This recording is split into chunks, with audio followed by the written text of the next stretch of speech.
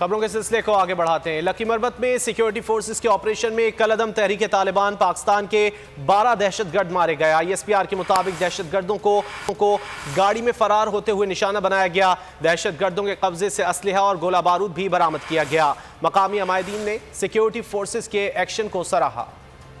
Lucky Marwat में security forces ने किया शर पसंदों पर कारवार, दहशतगर्दों की कमर तोड़ दी गई।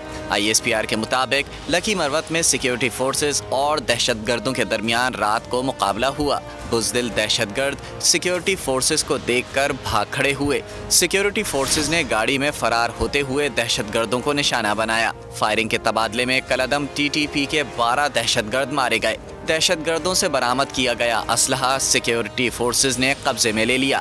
ISPR के मुताबिक दहशतगर्दों की 1 हफ्ते तक मॉनिटरिंग की गई। मुकामी अमायदीन ने सिक्योरिटी फोर्सेस के एक्शन को सराहा।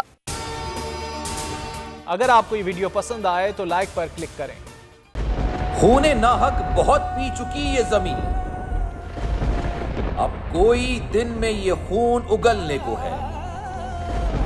खत्म हो जाएगी ये तमाशागरी, वक्त पलटेगा रोजे जजा की तरह।